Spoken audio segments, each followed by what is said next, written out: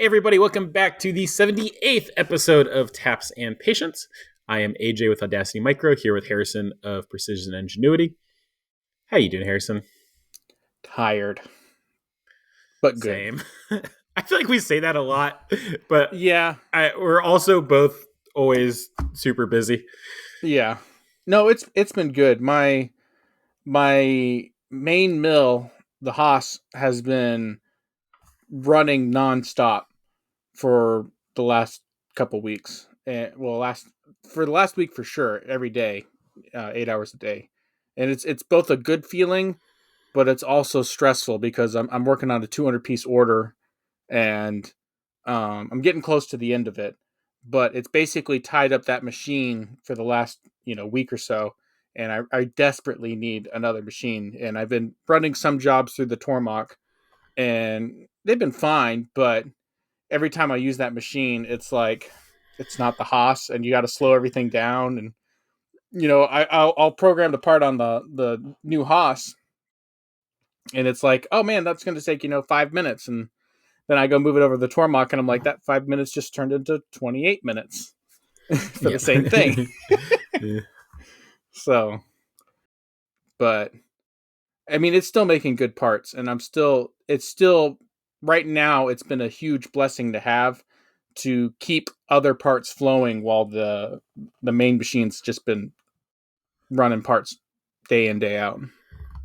Yep. So, and another thing I've kind of figured out with this job is it's basically a plastic job, and I've been running it at more or less 12K basically nonstop. Which is your And max RPM? which is my max RPM. And so I've been worried, like, do I need to slow things down? Do I need to, is this gonna like kill my spindle or what? And I've got a temperature sensor that reads out that on the diagnostics page, and I've been watching it, and my spindle temps have been staying around 120 to 130 degrees, Okay. which does not seem hot at all, and it's like No. nowhere near the yellow zone of like of the gauge of like what it shows. It's like in the middle of the white zone of like the range that they expected in. So, and I got a little bit scared because I was talking to some guys who had a DT with the 15K spindle. It was a Gen 1, a 2010 model. And I was talking to an old machinist that had it, and he said that the shop he was working at the time when they got it, they ran it at 15K all day for a while, and it died in a matter of like a week or two, Mhm. and they had to replace it like right after they got the machine. And so, they said, yeah, I can do 15K, but you can only run it for a few minutes, and then you got to stop. And so it's got me worried about the one that I've been running, this one at 12K basically the whole time. And so far, at least temperature wise, it doesn't seem like it's getting that hot at all. And so I'm not as worried about it. Everything sounds good. Everything looks good. It might help that I have 3-spindle coolant running through it every once in a while. I don't know if that like chills the inside of the bearings any whenever I do some drilling with 3-spindle coolant, but I think that's helping. Well, and only cutting plastic can't hurt because that means you can't be putting that much load on it, radial load. No, it's just it's a really light load. It's just running at 12K the whole day, basically. Yeah. So I really, after doing this job, I really would like to see if I can get, and I don't know if I can get it for larger tools, which is the only problem. But like one of those through spindle coolant spindle speeders. Yep. Um, and I don't know how large of a tool you can go up to on some of those, but if it could run, 24K and turn a 1/4 inch tool, that'd be plenty for what I'm doing. So Could you just get more flutes? Add I've more been running a flutes? lot with a Core 5, the 3/8 Core Okay. 5, so a 5 flute. In the But plastic? yeah, plastic Oh, okay. Delrin. So, Yeah. but Which, granted, you could put the back of an end mill in a tool holder and still kind of cut the Delrin, but yeah, yeah, maybe not that extreme. You could put a router bit in there and still cut Delrin just fine. But yeah. But it's been going good. and I'm I'm glad I have another mill. I would like it to be a better one. Yeah. So, for sale if anyone's curious. But anyways, other than that, we got a lot of work going on the shop.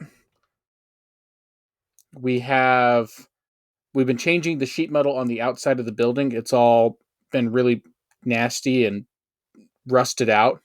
And Hmm. so they redid the sheet metal on the front of the building a few weeks ago. Now they're doing it on the side of the building. And there's a lot of rotted wood on the underside. So I'm glad that we've been pulling it off and putting new metal on it because they're replacing the wood while they're replacing the sheet metal and kind of making it a little more structurally sound. It was really bad around the garage door on the side. Studs are rotting, or like plywood underneath So it's a the metal? metal building, but Hmm. it's a it's metal arches that are doing the building, but then it's Hmm. wood joining everything side to side. Okay. And all the wood that's going side to side, at least for some sections, is basically like gone. Like it disintegrates when you touch it, type stuff. So I'm really glad that we're going through. We were talking about if we should just paint it or, ignore it or just leave it. And we weren't planning on doing this, but when we decided we just get a quote to see what it would cost to paint it and patch it, and then we got a quote for how much it would cost to redo all the metal, Uh and huh. it was close enough that it was just like, yeah, let's just redo the Redo metal. everything. It's gonna be much better in the long run to do that, and I'm glad we did that. Yep. So, but anyways, that and I need AC desperately. Oh, yeah. You don't have that yet. It just got delivered today, Woohoo! but the shop's been getting up to about 84 degrees towards the end of the Oh day. man, it's not even And hot yet. no, it's those machines. I mean, that Haas running all day heats up the whole place. And then I'm going to need a mist coolant system or a mist collector Hmm. on it at some point because it's not only hot, but it's just muggy. It feels like you're in a swamp. And Yep. it's like, ugh, this sucks. So getting AC, got a big ceiling fan that we're going to be putting up to kind of help circulate. So ceiling fans going to be installed, AC is going to be installed, and new sides are going to be installed to hopefully make it a little more airtight and hold the AC in a little better. So lots of stuff going on outside of the machining. So offices You are got still way under construction, but it's you've kind of a pay you've as you got go a, method. a, a shop of Theseus, or Theseus. Was that the right person? Anyway. Yeah. The ship of Theseus, shop of Yeah. Theseus. No. Yes, The shop of Theseus. yeah, shop of Theseus. Yes. Yes, it is. We redid the inside, and now that we're inside it, we're redoing the outside. So Yeah. it's one of those things where we went back and forth on redoing it, but it's got to be done. And at some point, I'm sure we're going to take off the roof and redo that because it leaks in a couple places. And if the sheet metal and everything is as bad as it is on the sides, I can imagine the roof's probably in a very similar condition, which is the one that I wanted to replace from the get go, but it didn't end up happening. So it'll probably happen later once we're moved in. Yep. So, which we're moved in now. So, anyways, yeah, that's about all I got for right now that I can think of. What's going on in your world? So I don't know. I feel like I've had a bad week. It with I'm trying to think if it was just mentally a bad week or actually a bad week. Starting off with, I had a part scheduled. It was a part I shouldn't have taken. It was a part I shouldn't have taken. It was a dumb part. It required a stupidly long tool cutting stainless. And basically I was making a square tube out of, bar stock. And I shouldn't have taken it. It technically didn't break any of my rules. Mm-hmm. Um, but I still was, doing like it was like a 2-inch deep pocket with a 3/8 end mill, and my machine just doesn't do that well. And I don't know. I was not happy with that part. It took away a lot longer than I expected. I was not super happy with what I shipped. I honestly, the more I think about it now, I regret shipping that part. I should have worked on it for another day or two and shipped it later. It was a Xometry part. Mm-hmm. So I hope I don't hear back about that part, because I don't ever want to see it again. And I should not have taken it, and I should not have shipped it in the state it was in. But with that part, I had plenty of time scheduled for it. I was like, oh, I've got, I had like 4 days of margin built in for that part. Part of my stop shipping things late campaign. And then it was like, oh, I did not schedule in the eclipse. And the day I had to ship was the eclipse day. I had family in town that came from out of town. We had like a family dinner scheduled. And of course, all of this was taking place like an hour and a half away from me. And it just wrecked my schedule. And the part that I thought I had a bunch of time for, I all of a sudden didn't have a lot of time for. And then also it didn't go very well. And so that it started off like that. And I did ship that one on time, but it kind of killed a lot of my schedule because I was expecting to have time with that part already being shipped. And then I was working on, I think, some Design the Everything stuff. And started redesigning, finally working on those carabiners.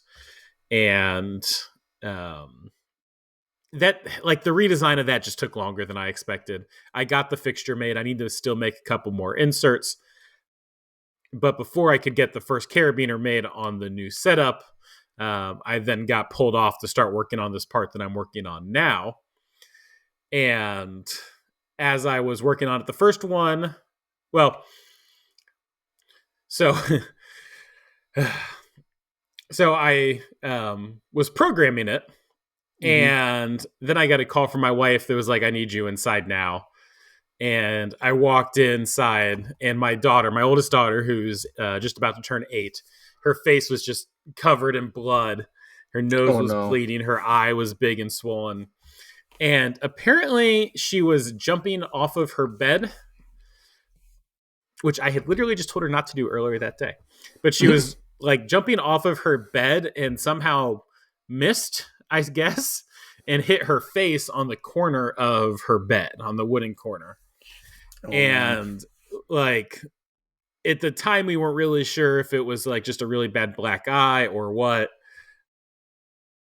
And we ended up waiting until the next day. We talked to my sister-in-law, who's a doctor, and she was like, if anything is, damaged, it's not going to matter overnight. Just like wait to see how it is in the morning. And in the morning, she was really like bruised up and swollen, and her eye was swollen shut. So we had to take her to the ER to get some x-rays, and she has 2 skull fractures in kind of her eye. Oh my. The doctor doesn't think that like bones have moved, like they're not, squishing her brain or anything. And there's no damage to her eye or anything. But yeah, that was a thing. So we have a follow-up appointment at like the big children's hospital nearby. I actually don't think that's been scheduled yet. We're waiting to hear back from them. So that like took up a day and a half. And so now these parts that I had plenty of time on again, I got behind on. And I was able to start the first one running overnight, but it's a very flat part that I'm making out of sheet metal. And it warped a little bit in a corner, making one of the corners too thin. And so I had to pull that one off. The total runtime on these is about 3 hours. They are just a single op, though, which is nice. And so then just throughout the day, I kind of got the other one running, and I had to, fight it a little bit to deal with the material warpage, and I broke a couple tools and just kind of went slower and got one good one, and then ran the second one. And I don't know what changed or what happened, but one of the tools I just kept breaking after breaking. I think I'm on my 4th tool that's in there right now. So 1/16 inch end mill. And that is my last one. So I went super, super conservative on speeds and feeds. And the tool path on that is about 45 minutes. So basically every time you screw up, you're like, it costs you almost an hour. And so that part is not going to ship on time. I was fully prepared to go and drive down to the airport to get that part shipped and get it shipped on time, which is like an hour drive for me, but the FedEx is open until 10:30 there. But I broke so many tools that didn't happen. And then also in the middle of this, and a Xometry part came back with quality control issues. Oh no. Which, I mean, that it was just kind of like insult to injury, because it was happening like right after I got back from dealing with my daughter. And it was like, oh, I'm so far behind already. And then Xometry sent me that email. And apparently, so I knew this note was a trap. I knew it was going to get me. There was a note that said, only deburr if necessary. And I deburred a hole, and they did not want that hole deburred, apparently, or chamfered. Apparently, it was critical that hole not be chamfered. So that one, I feel like I could have argued that one with them. However, and this, I don't even remember being confused about this. So clearly, I just didn't understand the drawings or something. But apparently, I tapped a hole that was supposed to be a slip fit for a dowel pin. So that one was on me. So I don't know. I don't know how I did that. I don't know if one of like my cam templates just picked it up as a tapped hole. That would be my guess. Like it must have been like modeled at the same size as I don't know. As your range. But do you have it auto grab in a range? Yep. I bet that's what it is. I think that, yeah. So that was just me doing a dumb thing. There was like, 18 different holes on this thing that were different, and I just didn't catch it. So, but it was like things are going badly, things are going worse. My daughter's getting hurt, and then just like that final kick in the pants, and I was like, I'm going to go work on my resume for a bit here. Oh my gosh. That sounds like a rough week. I'm sorry. That's more than just machining problems. That's just life problems. Yeah, life is life.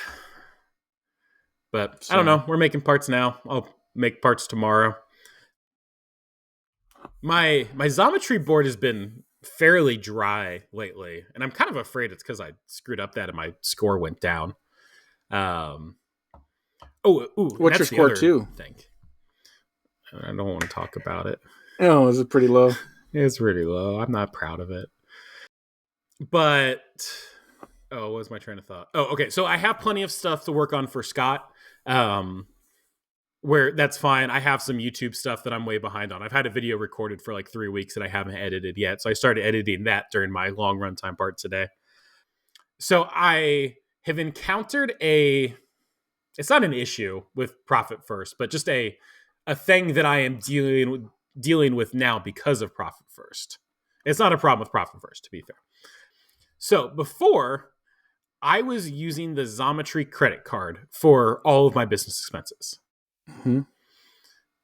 For those of you that don't know, Xometry gives you I guess it's a debit card, not a credit card, where if you accept a job, they will load a credit onto that card that's equal to half of the value of the job. My business expenses are under 50% of the gross on Xometry. So like I was just running my entire business off of that card. And I mean, I think that's fine. I don't know if there's really too much downside to that, except when you implement Profit First. And Profit First, everything is like forwards or backwards looking. I don't know. Anyway, with Profit First, you have to like have the money before you spend it. With Xometry, you just gotta take the job and then you can spend it. But what that means is the paychecks I'm getting now, the checks coming in from Xometry now, they have already had half of them spent. Yeah. And so like, but now I'm not using that card anymore. And like just during this transition, I'm very low on cash. So, yeah. For example, I probably should have ordered some more of those end mills that I keep breaking because those were already on my order list, but I didn't order them because I didn't have money in my OpEx account. But that does mean that once you get everything switched over, you'll be getting the cash, just not as quickly. So you're Yes. still Oh, gonna have it. it'll even out in the end. And one of the other things I was doing, this is actually what pushed me into setting up Profit First, is I was stuck in this trap where, okay, a little bit of background here. For those of you that don't know, when I switched to doing Xometry work, it's because I was out of money. Not I was low on money, I was like out of money. I hung on to design the everything for far too long. I spent, like all of my safety margin. I was just out of money. And Xometry does this thing where they pay you on a net 30, which is fine. That's normal. Like, that's just the way the machining world works. But they let you do a quick transfer and they charge you a fee. That fee starts at like 5% and it works its way down to, I think, 1%, depending on how long you wait. But because I had no money, I was basically like doing the machining equivalent of living paycheck to paycheck on these jobs. And so it's like, 1% of my money, or it was probably averaging at like 2.5% of my money, was just going away for no good reason. And that was one of the big reasons I switched to Profit First. So I'll actually be making more money once I start Profit First. That was the end of that story. Yeah. Yeah. It's the machining day equivalent of a payday loan. Yeah, exactly. Kind of. Yeah. And yeah, it just took me a little time to where I was in the place where I can get away from that. And now there's just Did being cash low make you take on jobs that you probably wouldn't have? There have definitely been times where that has happened. Okay. I remember one time in particular where I don't remember what happened. I like scrapped my last piece of material or something for a job, or broke a tool, and I didn't have enough money to buy whatever I needed to finish the job. And so I just like took the first job I saw on Xometry, so they put the credit on my card and then did the job. And actually, I remember that one working out. But yeah. And for those of you that are wondering, so, I ran out of money, like I said. It was basically end of November, December, something like that. Or no, it was end of October is when we made the switch. And so like November, December, I had just like no money. But I mean, just using Xometry, like I have taken, other than buying the machine on a loan, I've taken zero debt. Like there's been no money put on credit cards or anything. It's been super tight. And it's like, if there's money on the Xometry card, then I can invest it back into the business. But yeah. And I've been like, my Xometry income has been steadily growing. That's good. So we were looking at that when I was doing my taxes, and it was like, 2,000 in November. It was like 4,000 in December. It was like 6,000 in January. It was like 68 or something in February. And then it was like 68 again in March. And now at this month, well, once I finish this job, I'm going to be at like 6,000 or so. And the month is, barely. Yeah, that's good. And I only work 3 weeks in March. So that's really good. I'm getting there. But this week was a bad week. Yeah. They're bound to happen, but hopefully not that bad. That's pretty bad. Yeah. It's one of those things where like I don't know, maybe this isn't true. I feel like once I'm a little bit farther along in the business and like, I have a little bit of cash buffer in the bank, like it won't feel as bad.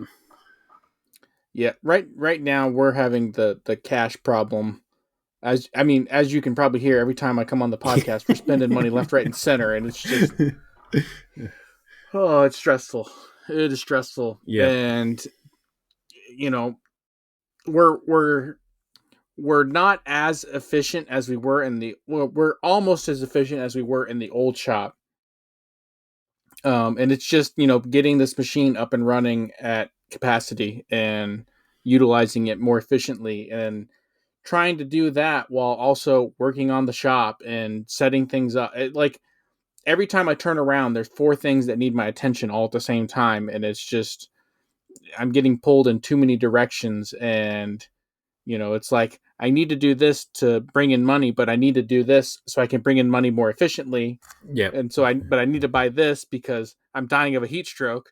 It's- and so it's just like it's so many things all happening so fast that my head is spinning every day. Like it is at this point, like I should be stressed out, but I've had so much stress that like I've like reverted back to like Yeah. no stress.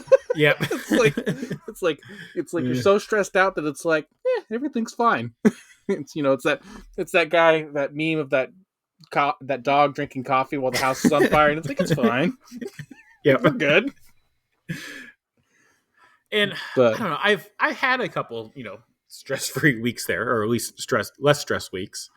mhm, But it came back, and it'll go away, and then it'll come back. But yeah, but it's definitely exciting. And I had a story where, and I'm not going to say too much for fear of causing problems for other people, but I had someone who showed up at the shop today, and they told me about how they had talked to some other individuals in the area that have machine shops.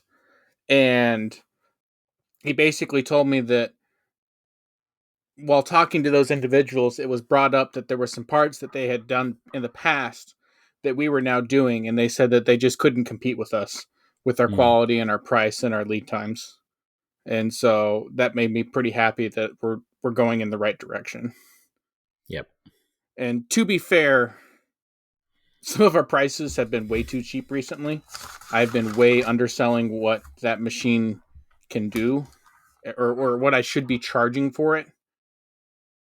But that's just part of the struggles I'm going through right now, figuring out how I need to quote with this machine, because the machine payments on it are significantly more than the Tormach, and so I need to charge more hourly rate for that machine to cover that payment. And so balancing that with how much faster it is and still giving the customer a good price is definitely a challenge that we're trying to work through, and what makes the most sense. So, but at the same time, the parts are much higher quality, and we're trying to only do fully machined parts like we do with Xometry. Xometry, you have to have fully machined parts, but some of our local customers, it's very common for them to get parts on size and people just machine into a piece of material and put the features in. And we're mm-hmm. trying to get fully machined parts, and we can do that at a little bit of a premium compared to not, but it's a small jump that I think is worth it. And but I got to check with my customer and make sure that they understand that if they really do want bottom dollar, we can do it the other way. We just don't want to. We want that to be the exception and not the rule. Yep, If and so and I want them to get in the habit of communicating with me. Hey, you know, we're looking for bottom dollar on this price because it's never going to be seen, or I want them to tell me they're looking for bottom dollar rather than assuming that, because when I do, it's the fact that we are going the extra mile that is building me a good relationship with them. Even though, yep, like, they might squeak on the price on a couple things, but the quality is so much greater than what they're used to getting that they're constantly praising us for our work. And it's like the price hasn't scared them away yet, but if we're losing jobs because of our price, they need to let us know which parts they actually don't care about, and we can go back to the other way if they want us to. So, yep. anyways, just fun business stuff, figuring it all out. Yeah, because of this, part that came back, and the fact that I've not seen very much on Xometry right now, it's made me realize that I should have doubled down on, and by doubled down I mean started looking for some local customers. Yeah, yeah. Um, That is the one thing about Xometry, is that it might always be there, but the work is not always guaranteed. And so, and that's the main reason I've always wanted local customers. That, and I'm a social person. I like mhm. building a relationship with someone. You don't get that on Xometry. You might build a little bit of a relationship with a buyer from Xometry, but even that's a challenge because people come and go out of that place. And I mean, as they do with every big business.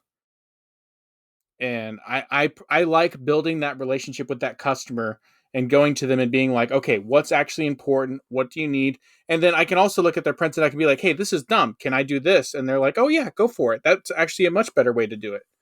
And so Yep. I like having that back and forth to get the customer a better part than maybe what they originally presented to me. Or, being like, hey, if you can do this, I can cut your price by this.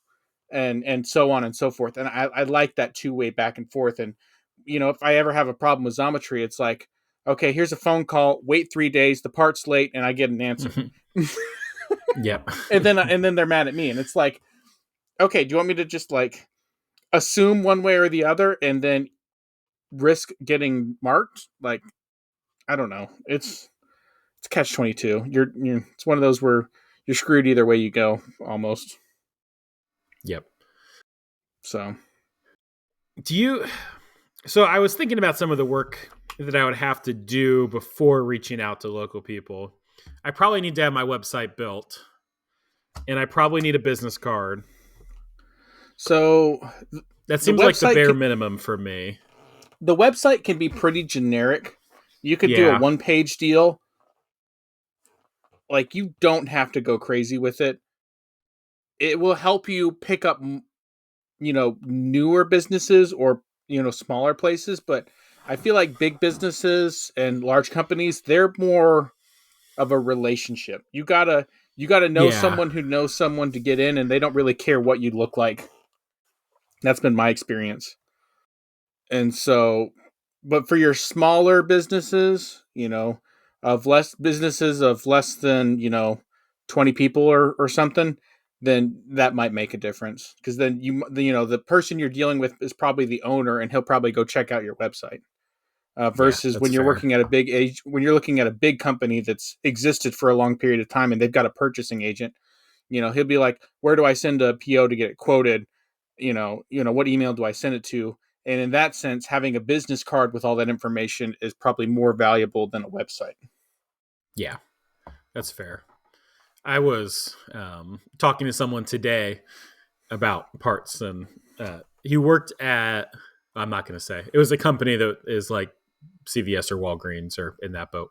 But I was like, and he was in the like corporate distribution side at a big place down here. And at my last job, I had made parts for a different medical company, kind of doing the same thing. And I was like, hey, do you guys need any parts made?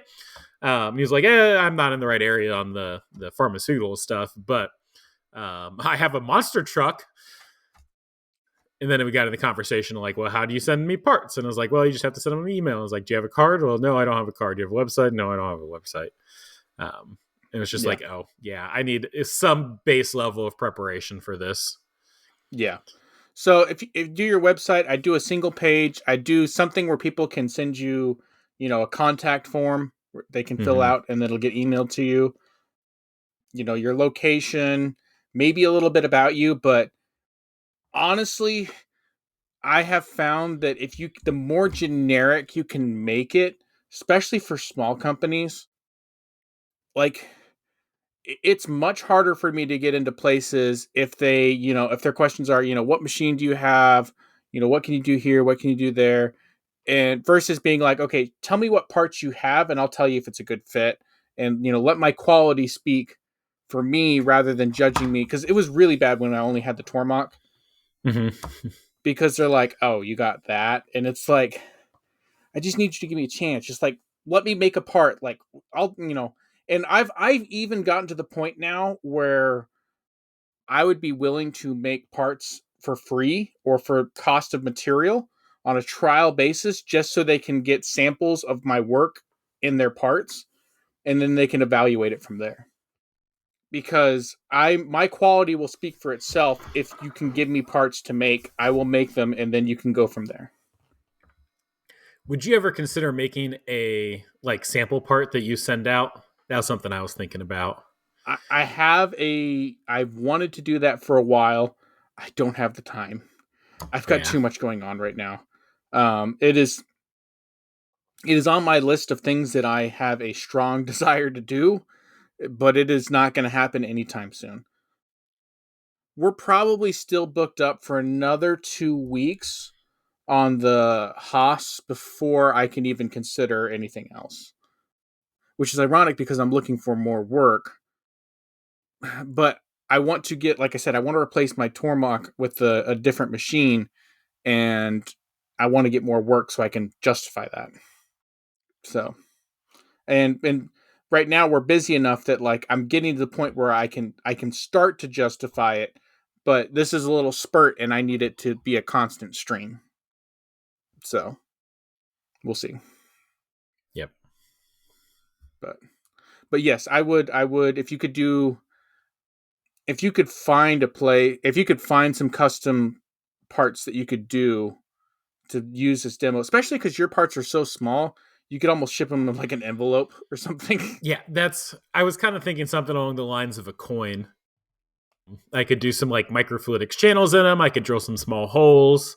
I could do a little bit of surfacing, the kind of stuff that I'm good at, unlike trying to make 1.5-inch tubes out of stainless. Yeah. What you could do that would be really cool is if you could do a small piece of plastic that was clear, and you could machine holes and cavities that are going through the part that intersect in the middle. Mm-hmm. And then you could have it as 3 pieces, a front plate, a back plate, and then a middle with all the channels, and then fill it with a food colored liquid of some kind, and then Yep. close the two halves together and have it from one angle say Audacity and then the other angle say Micro. That would be cool. Like that would be so cool. Yep. Yeah, that would be cool. Like, have you seen those where they do Yeah. stuff like that where you have the two views? I don't know how you could do that, but if you could, that would be like I don't think it would really sick. be. Well, okay. You take the word Audacity, you extrude it one way, you go 90 degrees off, you take the word micro, you do a Boolean extrusion. So the only places where they Mm-hmm. touch it keeps it. Then you stick that in a block and you Boolean that solid out. And then you're left with a block with the cavities. And then you just split that block into 3 and then bam. Mm-hmm. Yeah, That'd so be that cool. wouldn't be that bad. Yeah, you just got to figure out how to do all the different channels and Yeah, make it work out where it forms your name. it doesn't leak. Mm-hmm. That'd be cool. Yeah, It'd be I actually have challenging but had cool. that thought, or not that thought, but like doing something that had a little bit of a fluid in it, because I haven't seen any of the work lately on Xometry, but a lot of the stuff I did at the beginnings that was like high profit margin was like microfluidic stuff with like little 0.5 millimeter or 10 thou channels in it. Mm-hmm. Which actually, honestly, that might not even count as microfluidics. But anyway, I was thinking about doing something like an hourglass. It was like kind of keychain size with Mm-hmm. oil and water or something. Mm-hmm. That'd be cool. But or going back to the long standing tradition of how many holes can you fit on a penny. Mm-hmm. That is a cool one as well. And the And then the smaller you can material's make the really hole, cheap. the better. Yeah. Like I have some 0.15 millimeter end mills, right? Or excuse me, drills I could try. mm-hmm. That'd be cool. Do you know the problem and the challenge with that project, though, besides the tiny What? drills? It's that the penny is not flat Yeah. and you're like drilling on the side of Abraham Lincoln's face. And so you Mm-hmm. have to spot drill somehow. And it's Mm-hmm. actually like the spot drilling that's the harder than the. Can you get a flat end mill or a flat drill or a flat end mill to pre-drill it just a little bit or do something stubby? That's. Yeah. In the past, I have pre drilled with a ball mill. And that works, or spot drilled with a ball mill, I should say. And that works, except the spot drills around like where it's taller, like they're deeper. Hmm. You'd have to like 3D map the penny and do it that way if you wanted to really do it right.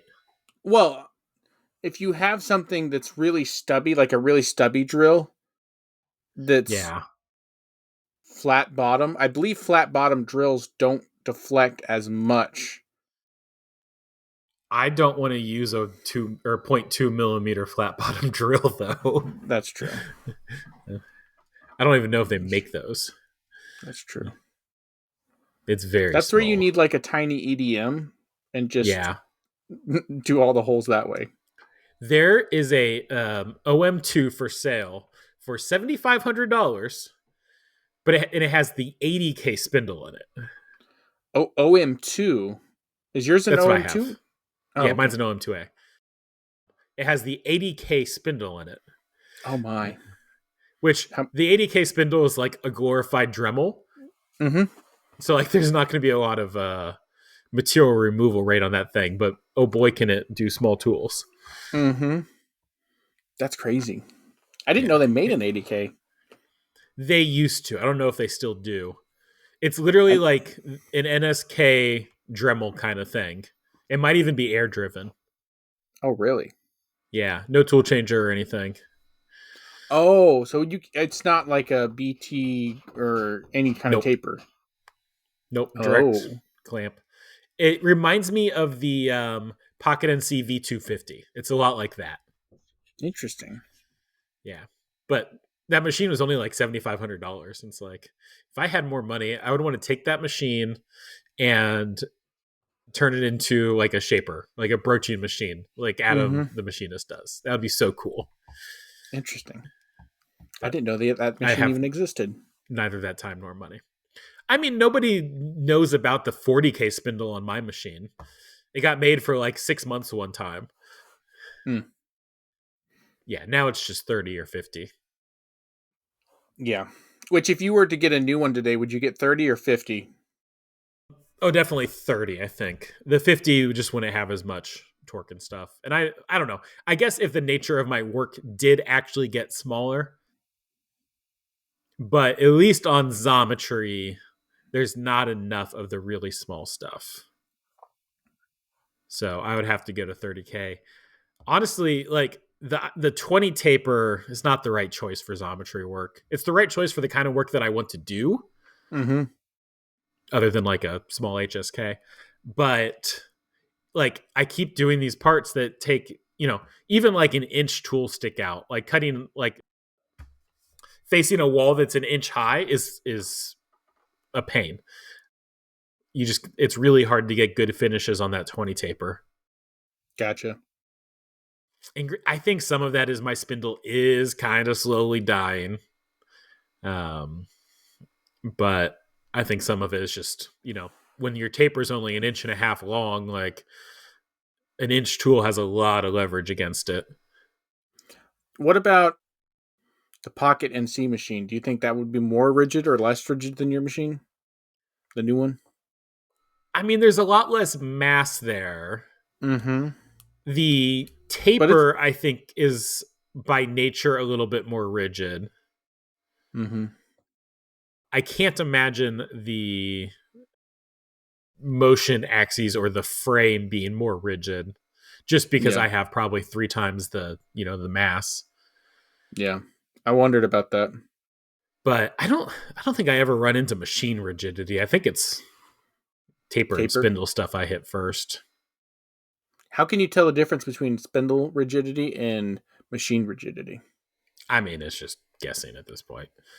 Mm. Because when the tool's short, I can cut fine. When the tool long, I don't cut fine. Yeah, that makes sense. That's a good way to do it. I did learn and maybe I already talked about this, but on some of my speeds and feeds, I was way underestimating them, particularly on stainless with my 3/16 inch end mill.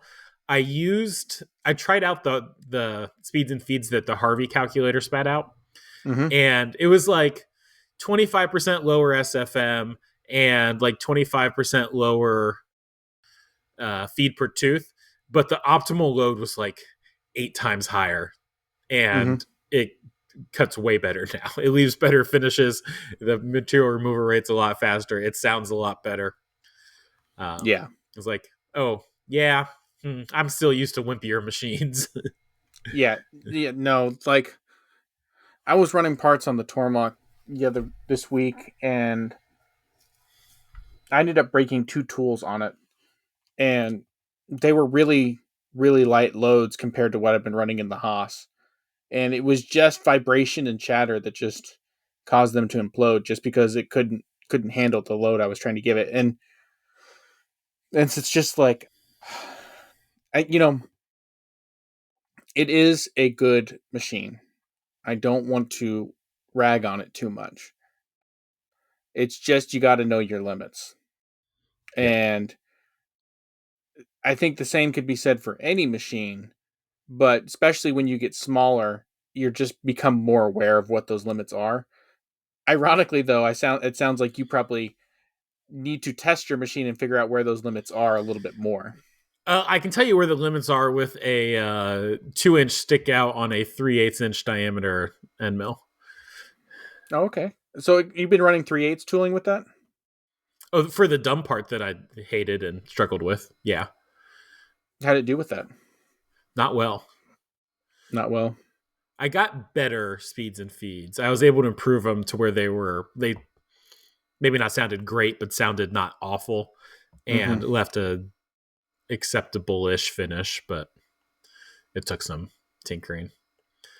Yeah, I think the total gauge length on that tool, like with the tool holder, was like 3 3/4 inches or something like that.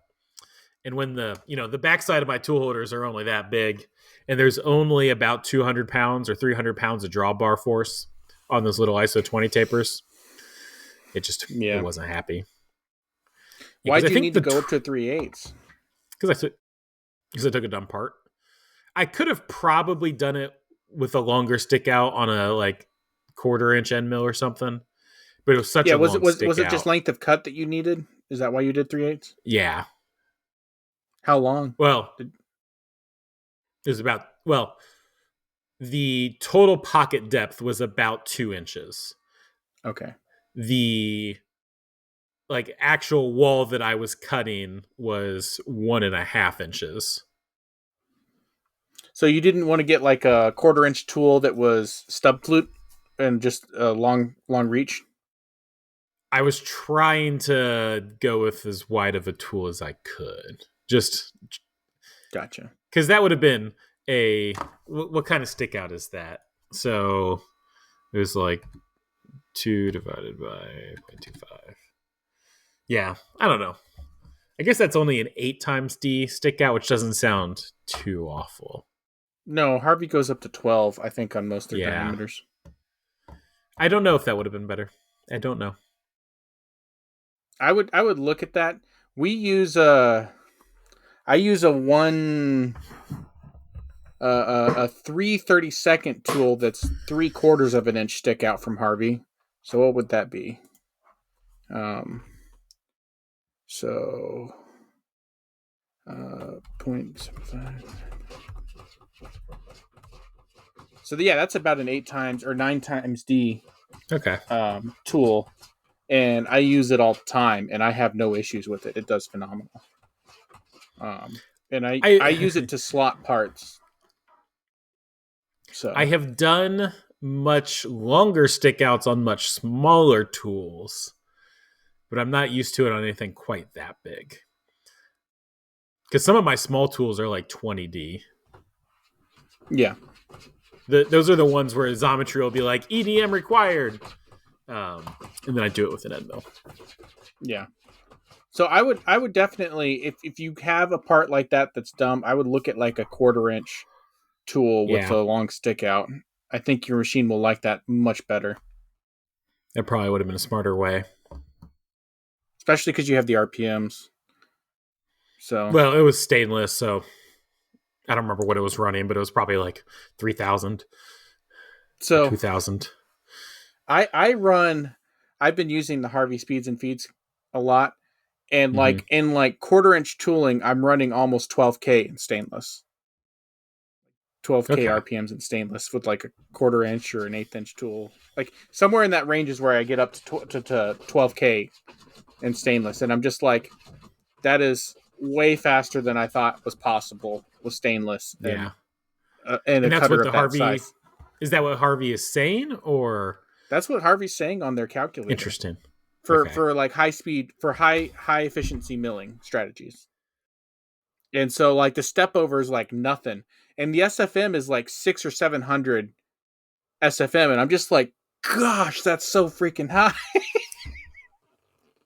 But I mean, it's cutting and it sounds great, and I get a really good MRR, and my Mm-hmm. tool life has been phenomenal. Like I'm running a 3/8 inch tool, and I'm running it in a 3/8. Oh, I'm gonna pull it up. I'm not gonna try to pull this from memory because I will mess it up. Okay, here we go. And it's funny is I'm using the Harvey feed and speeds, and it's Haas tooling. That I use the Harvey speeds and feeds. I'm using SGS tooling. So Harvey, I love you. You have a really good calculator, but your tools You are like have an amazing 25% calculator. too expensive. Yeah. So on my 3/8 tool, I'm running 600 RPM, and it's or sorry 600 6,000 RPM, and it's a 600 surface footage Okay. and stainless 304, which is just insane. And then for the quarter inch, I'm running almost 10,000 RPM at 600 inch surface footage.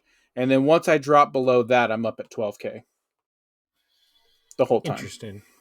I wonder why my calculator gave me so much lower results. Because it had me for stainless at like, I don't know, 250 SFM or something. Is it much larger tools? No, Are you 3 flute, 5 flute? four flute. This was 5 flute. Maybe that has something to do with it. Maybe the tools I'm choosing to look like the SGS tools are like their budget line or something, and their Yeah, five flutes have got a better coating on them or something. I'm using the 5 flutes. I just think the 5 flutes cut so much better in stainless. I have jumped off 4 flutes, and I'm basically, if I can find a 5 flute so far, that's been my favorite tool for stainless. The favorite flute count. It seems to give Mm-hmm. me the highest SFM, the best finishes, the best MRR, and it just sounds the happiest in the cut. And I think it's because 5 is an odd number, and it's just harder to build up chatter, like Yeah, vibrations. it's like going from a two flute to a three flute in aluminum. Yeah. So I just really like Interesting. the 5 flutes. They seem happy, have a much wider range of happiness, I Interesting. should say. So yeah, it's crazy. I was running the very first part I ran on the new Haas. I'm gonna look it up real quick because it had some insane feeds and speeds that I actually ended up running, and I didn't, because I was just like, I'm gonna go for it, and it worked great. Let me look this up real quick. No, it was a ball end mill, and I was in interpolating a surface, and it was the very first part I ran on this new machine, and it was a quarter inch ball end mill. Yeah, and it was 8,000 RPM, and it was 540 SFM, and I was moving at 100 inches a minute basically. Nice. And it seemed, oh no, sorry, that was my roughing pass. My finishing pass was at 12,000 RPM, and it was at 163 inches a minute. 12K, Flying. 12K, 163 inches a minute, and the surface finish turned out amazing, and I was so scared. I thought I was going to blow up a tool, Yeah. but it was insane seeing that machine go that fast, ball milling a surface uh, in stainless. So I on this part that I have running right now, I'm doing some chamfers with a 1/16 inch end mill, or excuse me, Mm-hmm. ball mill, in 304, and I have that running at 35K. Mm-hmm. um, Gosh. and very fast feed. I don't remember what the feed is, but it's moving pretty well. Yeah. When you do the math, though, it's actually really not that much surface feet, because you're Yeah. cutting like halfway up the ball of a 1/16 diameter ball. I Mm-hmm. probably could run it at like my max 40K. Yeah. But I will say this, though. I went into a different shop today, and I found an area where Haas is better than Mazak. Ooh. So the shop that I went into, they're really good friends of ours, and they've helped us out a bunch. And they're basically a Mazak exclusive shop because they program on all their CNCs and they don't have any CAD CAM packages. But they have 3 Mazak mills that are, I don't remember what model numbers they are, but they're kind of their mid-tier to high-tier models. And they have 2 of their machines have 12K spindles, and then one of their machines has a 15K spindle. And in talking to their machinist, they never run it above 9,000 RPM. That's kind of their max limit they'll run it at. And I was talking to him and I was like, why don't you run it any faster? Like, you're capable of it. This is, a Mazak. This should be far more capable than my Haas is at running those RPMs. And he spooled that thing up to, I think he didn't even get up to 15K. I think he got up to like 13K, and it sounded like it was going to blow up. It Yeah. was so loud. And I was like, I would not do this either. I would not do this either. And I asked him, I was like, is your bearings going out? Like, is there something wrong? And he's like, no. He's like, it sounded like that from day one. And I was just like, oh my goodness. So I don't know. That blows my mind that like he came to our shop and I ran our machine at 12K and I'm like, yeah, it's been running like this all day, 12K.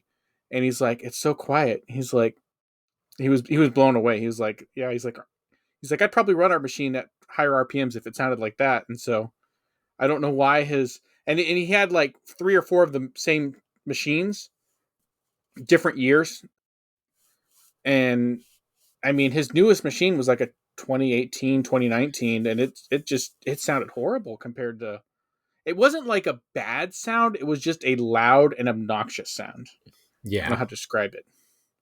Like it sounds like when you hear something spool up and you're like, man, that thing's booking and it's just screaming, but it doesn't necessarily sound bad. It just sounds scary. So anyways. That reminds me, something else that happened in that same week was I broke the belt on my machine, which is just the thing. The OMs, they just eat belts sometimes. Like, you'll go through a couple a year. And so I was like getting ready to start one of the parts overnight. And then when I did the warm-up cycle, the belt broke on me. And replacing that belt is like a whole thing. You have to like remove the drawbar assembly to get to the belt. And so it takes, I don't know, an hour or whatever. And I ordered a belt. In the past, I'd gotten them from CNC Repairman.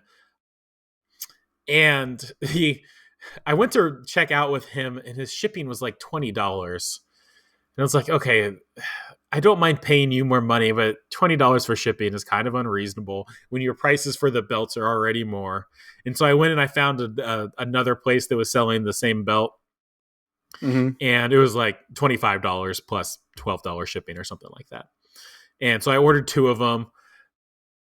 It was, half the price of CNC Repairman. I was like, okay, I'm happy with this. I would rather support CNC Repairman, but I will compromise my morals for money, apparently. Any sponsors? And so they were supposed to ship like on Thursday.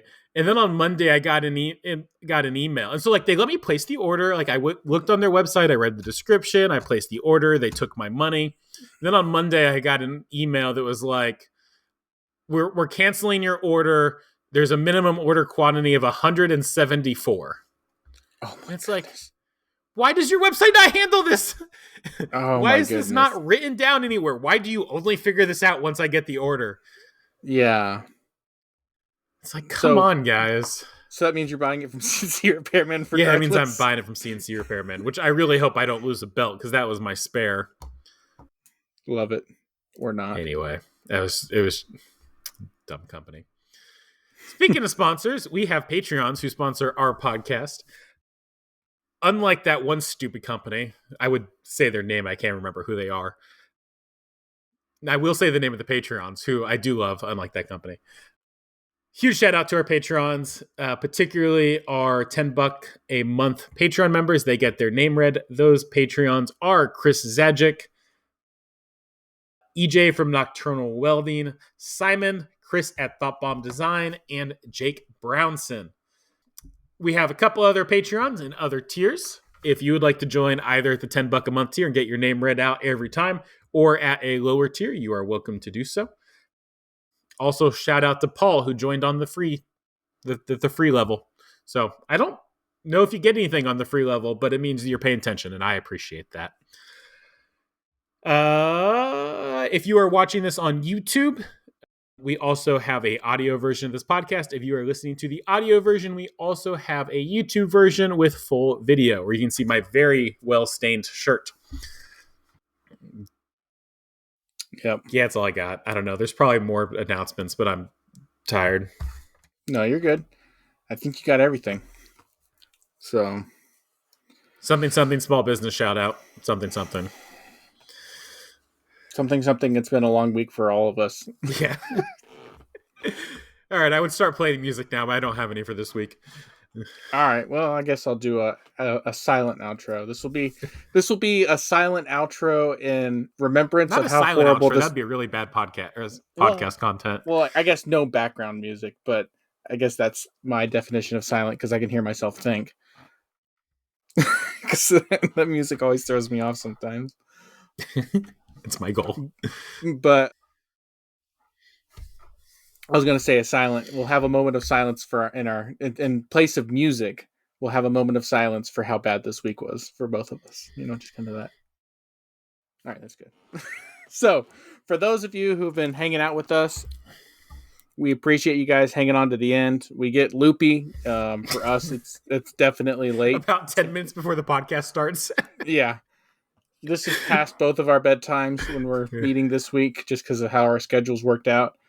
But anyways, thanks for hanging out with us, and please like, share, and subscribe, and tell all your friends again. And this is Harrison with Precision Ingenuity signing out with AJ from Audacity Micro. Public service announcement for children. If any children are listening to this, do not jump on your bed, do not jump off of your bed, and do not jump onto your bed. That is all.